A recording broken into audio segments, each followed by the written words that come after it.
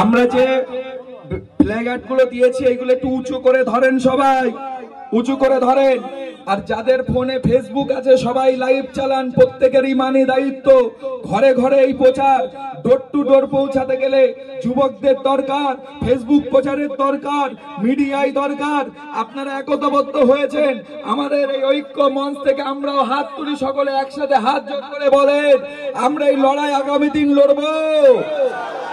এই এতগুলো মানুষ আওয়াজ কম কেন? হাত তুলে যারা ফটো সেশন করছেন এই ভিডিও পাঠান, আমরা পাঠাবো দিল্লিতে যে মানুষ বসে নেই। আজকে এখানে বহু মানুষ রাস্তায় আসতে পারেনি, নেতাদের জুলুমে আসতে পারেনি। এখনো বহু মানুষ যারা সাম্প্রদায়িক দাঙ্গা করার চেষ্টা করছে এই ফাঁসিবাদ সরকার, তাদের গুন্ডারাও আটকানোর চেষ্টা করছে। তাই বলবো এবং আপনারা যারা এসেছেন এই লড়াই আগামী দিন হবে। মাওলানা বাগে আরব যদি আবার বলে ময়দানে নামতে হবে, পারবেন? পারবেন? এই ব্রিগেড যাবেন, ব্রিগেড যাবেন 26 তারিখ। আমরা যদি ব্রিগেড না হয় দিল্লির রাজপথে যেতে রাজি আছি। এই ভারতবাসী জাতি ধর্ম বর্ণ নির্বিশেষে ঐক্যের ডাক, আমাদের এই লড়াই চলছে, চলবে। আমাদের এই লড়াই চলছে, চলবে, চলছে, চলবে। বিজেপি সরকার দূর দূর দূর দূর হটো। নরেন্দ্র মোদীর কালো হাত ভেঙে দাও, গুড়িয়ে দাও। নরেন্দ্র মোদীর কালো হাত ভেঙে দাও, গুড়িয়ে দাও। আমাদের সংগ্রাম, আমাদের সংগ্রাম, লড়াই লড়াই লড়াই চাই, লড়াই লড়াই লড়াই চাই। হিন্দু মুসলিম দিচ্ছে ডাক, হিন্দু মুসলিম দিচ্ছে ডাক, ভারতের জনগণ দিচ্ছে ডাক, ভারতের জনগণ দিচ্ছে ডাক। দেশটা কারোর বাপের নয়, কালো আইন বাতিল হয়। দেশটা কারোর বাপের নয়, দেশটা কারোর বাপের নয়। আরব ফাউন্ডেশন দিচ্ছে ডাক, আরব ফাউন্ডেশন দিচ্ছে ডাক। আমাদের সংগ্রাম চলছে, চলবে। আমাদের সংগ্রাম চলছে, চলবে। লড়াই লড়াই লড়াই চাই, লড়াই লড়াই লড়াই চাই। নারাই তাকবীর, আল্লাহ ধ্বনি আরো জোরে হবে। নারাই তাকবীর, নারাই তাকবীর। সকলকে সংগ্রামী অভিনন্দন। এখানে থাকুন। আমি আপনাদের বলছি, আমাদের কাছে প্রশাসনিক ভাবে আপনাদের বসতে হবে না, দাঁড়িয়ে থাকবেন। প্রশাসনিক ভাবে আমাদের যে কর্মসূচি, আমাদের এই প্রোগ্রামের ভিতরে একটা বড় দাঙ্গা চক্রান্ত এই মুহূর্তে ঘটেছে এবং আমাদের কাছে খবর আসছে। আমরা আপনাদের কাছে জানতে চাই, আমরা কি শান্তিপূর্ণ আন্দোলন চান না অশান্তি চান? গণতান্ত্রিক পদ্ধতিতে লড়াই চান না চান না? আমাদের প্রশাসন আমাদের সঙ্গে আছে, বন্ধুর মতো আচরণ করেছে, তারা আমাদের সহযোগিতা করেছে। আজকে যদি এই প্রশাসন সজাগ না থাকতো, আজকে বসিরহাটে হয়তো আবার এই সুশ্রুরি দেওয়ার, তাদের কোনো ধর্ম নেই, শুধু আরএসএস এর বাহিনী, তারা আমাদেরকে আবার লড়াইয়ে নামাতে বাধ্য করত। এবং সেই সুযোগ তারা নিয়েছে। এই এখানে যে এসেছিলেন যারা, আপনারা এক দুজন একটু হাত তোলেন তো, যাদের সঙ্গে এই সমস্যাটা হয়েছিল। কই তারা? কই কই? ওই দেখেন পিছনের এই গ্রুপ। কোথায় হয়েছিল এটা? দেখেছেন? এই মেইন রোডে। এখন এই রিস্ক নিয়ে যদি কোথাও একটা আপনার গায়ে পেট্রোল বোম মারে এই আরএসএস এর চক্রান্তকারীরা, এই বিজেপির দালালগুলো, আপনারা কি অশান্তি থামাতে পারবেন? এই পারবেন? এই রিস্ক কি আমরা নেব? আপনারা বলেন নেব? দরকার নেই। তাই বলি আমরা এই রিস্ক নেব না। কিন্তু আমি প্রশাসনকে বলেছি যে আজকে আমরা আপনাদের অনুরোধ করছি, এই মুসলমান, এই ভারতবাসী জাতি ধর্ম বর্ণ নির্বিশেষে বসিরহাটের শান্তিপ্রিয় মানুষ, আল্লামা রুহুল আমিন রহমাতুল্লাহ আলাইহির পথ দেখানো মানুষ, তারা কিন্তু শান্তির আন্দোলন করে, সংবিধানের আন্দোলন করে, গণতান্ত্রিক পদ্ধতিতে আন্দোলন করে। তাদের এই লড়াই হচ্ছে শান্তিপূর্ণ লড়াই। এরা সুফিজম পন্থী মানুষ, আজকে এরা মেনে নিয়েছে। কিন্তু আগামী দিন এই মানুষ যাদের আটকানো হয়েছে, এই পরিকল্পনা যারা করে আমাদের প্রোগ্রামকে ক্ষতিগ্রস্ত করার চেষ্টা করেছে, আমরা আগামী দিন মানব না। আরো দলে দলে এসে বসিরহাটে আমরা ময়দানে নামবো ইনশাআল্লাহ। ইনশাআল্লাহ। এই রাজি আছেন? আমি এসপি সাহেবকে বলেছি, আজকে আপনারা এই ষড়যন্ত্র রুখতে পারেননি, রাস্তায় আমাদের ছেলেদের উপরে অত্যাচার হতো আর শেষে বলতেন আমরাই দোষী বলে আমাদেরকে জেলে ঢোকাতেন।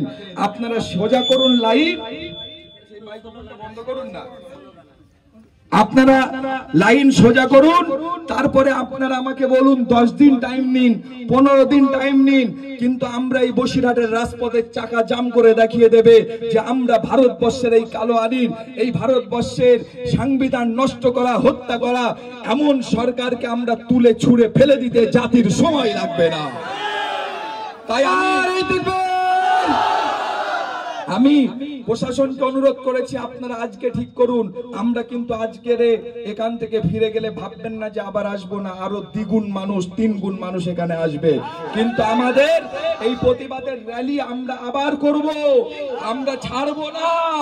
আজকে বেরোতে দেবেন না, কালকে চৌকি দেন আপনি মোড়ে মোড়ে, আমরা আবার যাবো 1 সপ্তাহ পরে। এই রাজি আছেন? রাজি আছেন? আমি সোশ্যাল মিডিয়ায় প্রত্যেকে আমার পেজও ফলো রাখবেন, খোবাইব আমিন আরাফের পেজ ফলো রাখবেন, সাংগঠনিক ভাবে ফলো রাখবেন। আমরা ঘোষণা দেব 26 তারিখ ব্রিগেড, তারপরে ঘোষণা। যে কারণে আজকের এই ফ্যাসিবাদ সরকারের আরএসএস এর চক্রান্তকারীগুলো আমাদের সঙ্গে যে ঘটনা ঘটিয়েছে, আমি তাদেরকে বলবো যে আপনারা শক্তভাবে শুনুন, আমাদের গলা থেকে আওয়াজটা জেনে নিন যে আমরা কিন্তু বসে নেই চুড়ি পরে, আমরা শাড়ি পরে বসে নেই। আজকে আপনি 4টে লোক ঢুকিয়ে আমাদের এই প্রোগ্রামের অশান্তি করার সৃষ্টি করছেন। আমরা আপনাদের কড়া হাতে, আমাদের যুবকেরা কিন্তু এরা শান্তিপূর্ণ গণতান্ত্রিক আন্দোলন বোঝে। আমাদের ঘরের ছেলেরা মাথা গরম না, কিন্তু এরা জানে হর কারবালা কি বাদ ইসলাম জিন্দা হতা হ্যায়।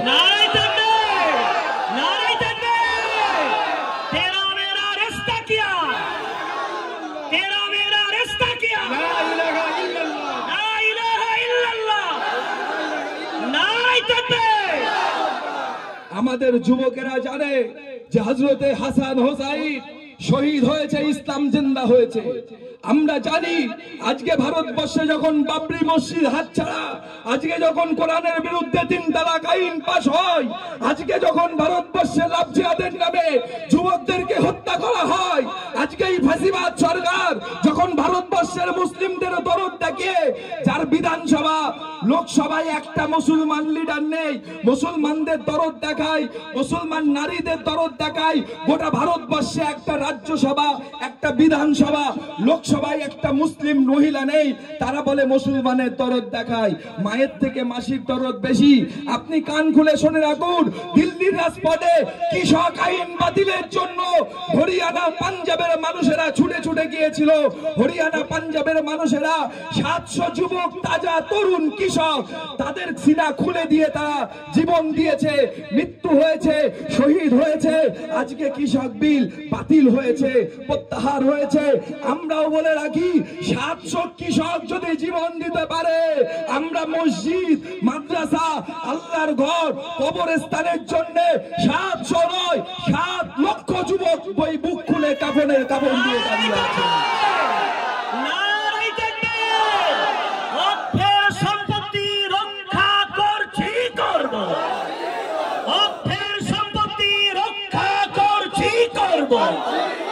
জীবন দিয়ে করব, রক্ত দিয়ে করব। নারায়ে তাকবীর। তাই বলি, হযরতে আবু হুরায়রা রাদিয়াল্লাহু তাআলা বলছেন যে এই লড়াই ভারতবর্ষে হবে। আমি আবু হুরায়রা যদি বেঁচে থাকতাম, আমি আবু হুরায়রা বলছি যদি বেঁচে থাকতাম, আমি এই লড়াইয়ে শামিল হতাম। আল্লাহর নবীর প্রাণ প্রিয় সাহাবা বলছে, আমি এই লড়াই যদি শামিল হয়ে মৃত্যু হতো, আমি শহীদের দরজা পেয়ে যেতাম। আর যদি এই লড়াই আমি জিতে, আমার অর্থ ব্যয় করে এই লড়াইয়ে যদি আমি জিতে বাড়ি ফিরতে পারতাম, তাহলে আমি আবু হুরায়রা বলছি আল্লাহ পাক আমার জন্য জাহান্নামটা হারাম করে দিত, আল্লাহ ওই জান্নাত আমার তকদিরে রাখতো। তাই যুবকেরা, তোমরা যারা এসেছো, এই লড়াই কিন্তু এমন একটা লড়াই, আল্লাহর নবী সাহাবারা বলেছে এই লড়াই যারা করবে, তোমরা অর্থ দেবে, মৃত্যু না হলেও তোমাদের জন্য জাহান্নাম হারাম হবে। তোমরা যদি এই লড়াই করে মৃত্যু হয়, তোমরা শহীদের দরজা পেয়ে যাবে। তাই বলি, আজকে ভারতবর্ষের ফ্যাসিবাদী সরকার নরেন্দ্র মোদী ওই কুৎসিত একটা মানুষ চাইওয়ালার বিরুদ্ধে, এই আরএসএস এর বিরুদ্ধে আমাদের এই লড়াই চলছে, আমরা চালাবো। মনে রেখে দেবেন, আমাদের ঘরের যুবকেরা চুরি পরে বসে নেই। নারাই তাকবীর। আমরা সংবিধান বাঁচাও, মোদি হটাও। সংবিধান বাঁচাও, মোদি হটাও। নারাই তাকবীর। বন্ধুগণ, তাই আমি আপনাদের বলছি, আপনারা ধৈর্যের অনেক পরীক্ষা দিয়েছেন। আজকে আমাদের যে পদযাত্রা, যে অঘটন ঘটনার জন্য যে সন্ত্রাসবাদীরা বসে গিয়েছে, এদের কোনো ধর্ম নেই।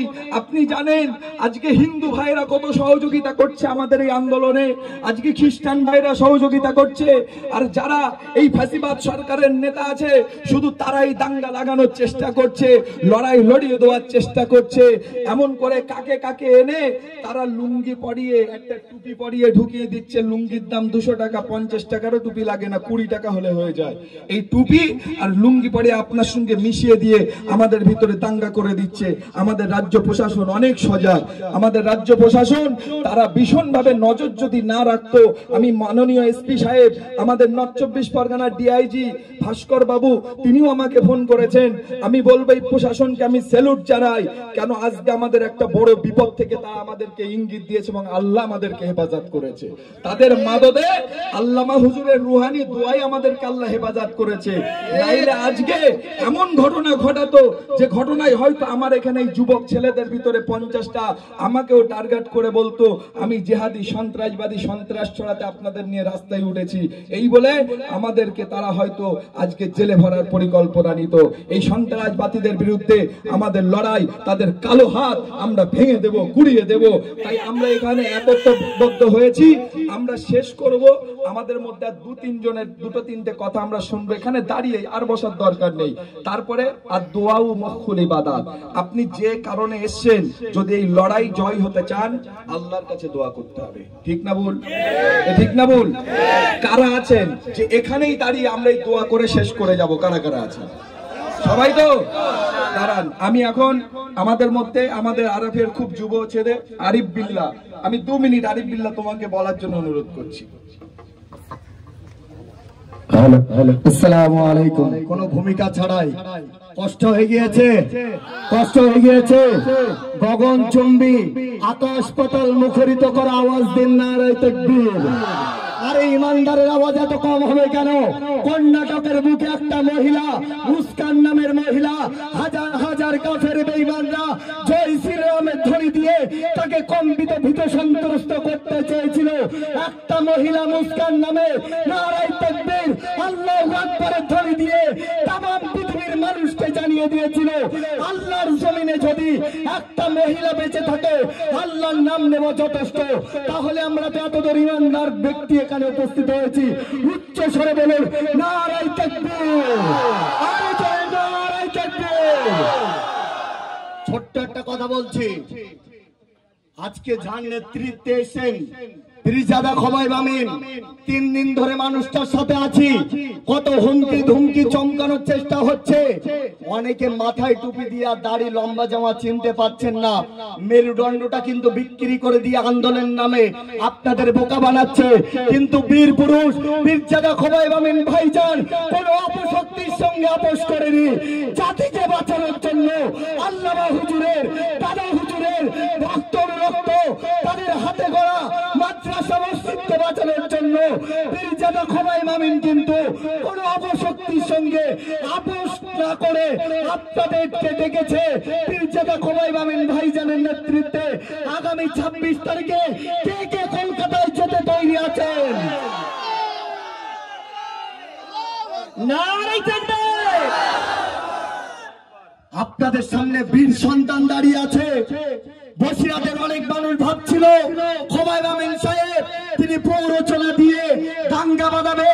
খোবাইব আমিন সাহেব তিনি দেখিয়ে দিয়েছেন হাজার হাজার মানুষকে নিয়ে দাঙ্গা নয়, আমরা শান্তি চাই, সংবিধানকে রক্ষা করতে চাই। ঠিক কিনা বলুন?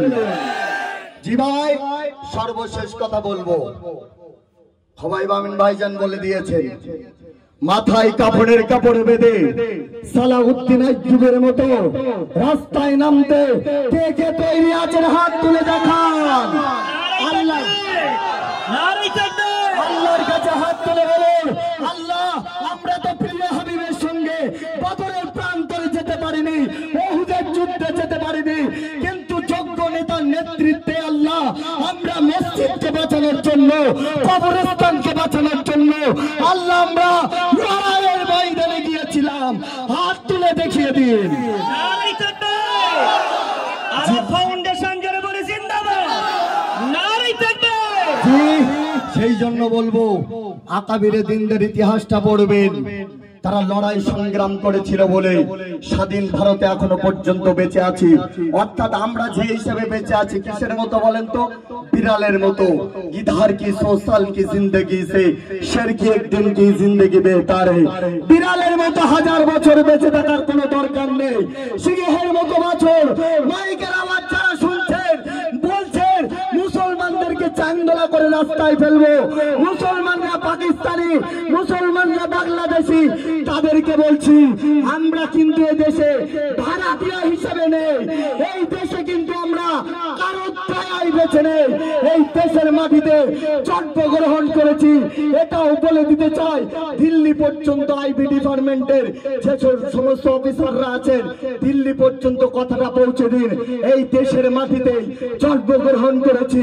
আরাফ ফাউন্ডেশনের নেতৃত্বে, যদি খোবাই বাবিন ভাইজানের নেতৃত্বে লড়াইয়ের ময়দানে গিয়ে যদি জীবন দিতে হয় এই দেশের মাটিতে আমাদের কবরস্থ করা হবে, ঠিক কিনা বলুন? সেই জন্য কাজী নজরুলের কবিতা বলে আমি শেষ করব।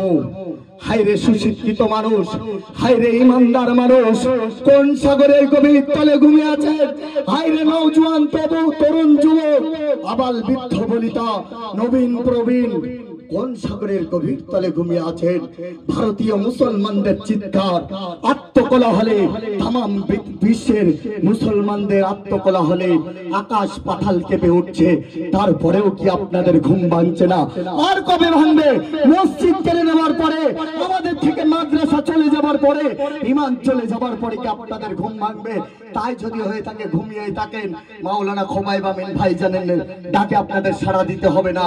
আর তাই যদি না হয় তাহলে একটা বার স্মরণ করুন কাজী নজরুল ইসলামের কবিতা, দুর্গম গিরিকান্থার মরুদুস্তর পারাপার, লঙ্ঘিত হবে রাত্রি নিশীতে যাত্রীরা হুঁশিয়ার, দুলিতেছে তরি ফুলিতেছে জল, ভুলিতেছে মাঝে পথ, ছিড়ে আছে পালকে ধরিবে হাল, আছে কার হিম্মত, কে আছো জওয়ান হও আগুয়ান, হাকিছে ভবিষ্যৎ, এ তুফান ভারে দিতে হবে তরি, নিতে হবে তরি পার। তাই আপনাদেরকে বলবো আজ লড়াই এখানে শেষ নয়।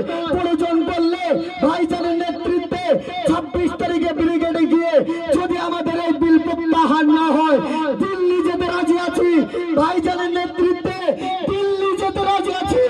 নারায়ে তাকবীর, নারায়ে তাকবীর। ওয়া আখিরু দাওয়ানা আলহামদুলিল্লাহি রাব্বিল আলামিন। মাশাআল্লাহ, ধন্যবাদ। আমাদের মধ্যে একদম শেষে আমরা দোয়ার মাধ্যমে শেষ করব। আমি দুটো শুধু সমর্থন নেওয়ার জন্য আমার ভাই আফিল আনসারি পিন্টু ভাই সমর্থনের জন্য 1 মিনিট তাকে অনুরোধ করছি। আমরা দীর্ঘ সময় ধরে বক্তৃতা শুনলাম। আরাফ ফাউন্ডেশনের যিনি কর্ণধার ভাই খোয়াবুর রহমান সাহেব, ওনার বক্তৃতা আপনারা শুনলেন দীর্ঘক্ষণ ধরে। সংবিধান বাঁচাও, কবরস্থান বাঁচাও, এবং সারা ভারতবর্ষের যে পরিস্থিতি, সেই পরিস্থিতিটাকে আটকাতে গেলে সংবিধানের মাধ্যম দিয়ে আমাদেরকে আটকাতে হবে। লম্বা চওড়া বক্তব্য নয়, একদম শেষের দিকেই আপনারা সুস্থভাবে শান্তিপূর্ণভাবে মিছিলে অংশগ্রহণ করুন এবং যে প্রক্রিয়াগুলো আমাদের লিডারশিপ অর্থাৎ আরাফ ফাউন্ডেশনের মাধ্যম দিয়ে নেওয়া হচ্ছে সেই কার্যক্রমগুলো আপনারা পালন করুন। অর্থাৎ কোন রকম উত্তেজনাপূর্ণ প্ররোচনামূলক পা দেবেন না, এটা খুবই ক্ষতিকর। আমরা একটা সিদ্ধান্ত নিয়েছি, যেহেতু আমাদের পদযাত্রার কথা ছিল, তো আমরা রোডে এই অশান্তির ভিতরে আমরা রানিং রাস্তায় করব না। আমরা এখান থেকে জমাত হয়ে আমরা এখান থেকে মেইন রোড, আমরা সেখানে কি আমাদের প্রতিবাদের দুটো ভাষা আমরা রাস্তায় দাঁড়িয়ে, এই রাজপথে দাঁড়িয়ে ভিডিও করে বলে আমরা তারপরে বিদায় নেব। রাজি আছেন? রাজি আছেন? তাহলে এখানে আমরা লাইন দেব, একদম যেরকম র্যালি হয়, র্যালি আমরা রোডে যাবে, সেখান থেকে আমরা প্রতিবাদের ভাষায় আমরা বলে সেখান থেকে আমরা র্যালি শেষ করবো ইনশাআল্লাহ। আরেকটি অনুরোধ, রিকোয়েস্ট দরবার থেকে, আমাদের আরাফ সংগঠনের পক্ষ থেকে। আমরা বুঝতে পারছি আমাদের সংগঠনের বা আমাদের সামনে টার্গেট একটা দীর্ঘমেয়াদী। তো বিশেষ করে 26-এর জন্য প্রত্যেক এলাকায় আপন আপন সংগঠনরা প্রস্তুতি নিচ্ছেন। তবে আমরা এটা বুঝতে পারছি এই মুহূর্তে কিন্তু ছোট ছোট যারা আমরা সংগঠন আমরা কিছু করতে পারবো না যতক্ষণ এক হয়ে একটা ছায়াতলে না আসবো। এ দরবার শুধু আমাদের যারা এসছি তাদের নয়, আমাদের বাড়িতে এখনো লক্ষাধিক মানুষ বসে আছে, তাদের দরবার। সেই তাদেরকে আমরা এনে আমরা 26 তারিখে এক হয়ে এখান থেকে যেতে পারি, সেটা আমাদের সুবিধাজনক। কারণ আমাদের সামনে যদি নেতৃত্ব দেওয়ার মতো ব্যক্তি থাকে, তার রাস্তার কোনো হ্যারেস কোনো সমস্যার করলে আমরা তার পাশে থাকলে আমাদের হাতটা মজবুত হবে, আমরা রাস্তায় যেতে অনেক সুবিধা পাবো। এর জন্য আপনাদের কাছে করজোড়ে অনুরোধ, আপন আপন গ্রাম থেকে গাড়ি করা হচ্ছে, তারপরে কিছু মানুষ এমন থাকবেন অভাবী, তাদের গাড়ি করার লোক হবে না, তাদের যাওয়ার কেউ পাশে থাকবে না, হয়তো আরব সংগঠন তাদেরকে এখান থেকে গাড়ি করার ব্যবস্থা করবে, তার জন্য বিরাট একটা পয়সার ব্যাপার। আজকে যারা এসেছে এই দরবারে, আমি শুধুমাত্র ফি সাবিলিল্লাহ এটা ভাববেন না যে এখানে কোনো কালেকশন করে পকেট পূজা হবে। ওই 26 তারিখের আন্দোলনের জন্য ন্যূনতম 100 টাকা, এবং যার যেমন হিম্মত একটু চোখটা বন্ধ করে পকেটে হাত দিয়ে একটু সহযোগিতার হাত বাড়িয়ে দেব। রাজি আছেন? কার হাত তুলে দেখান। নারাই তাকবীর, নারাই তাকবীর। আমার সংগঠনের সাথীরা ভাইয়েরা যাচ্ছেন, আপনারা আপনাদের পকেটে হাত দিয়ে তাদের হাতে দিয়ে দেন। আগামী 26 তারিখের প্রস্তুতি, এবং এছাড়া আরো অনেক জায়গায় আন্দোলন আছে। বিশেষ করে আগামী শুক্রবার আমাদের কাঠিয়াট ফুটবল ময়দানে জুমার নামাজের পর 3টেই কাঠিয়াট ইমাম মুয়াজ্জিনের পক্ষ থেকে ডাক দেওয়া হয়েছে। আপনাদের সকলকে আহ্বান জানাচ্ছি। আরো যারা এসেছেন বিভিন্ন জায়গায় সাংগঠনিক বিভিন্ন সমাবেশ হচ্ছে, সকলে এই মুহূর্তে সবকিছু ভুলে গিয়ে ওই জায়গায় সাড়া দেন। আল্লাহ তৌফিক দেন।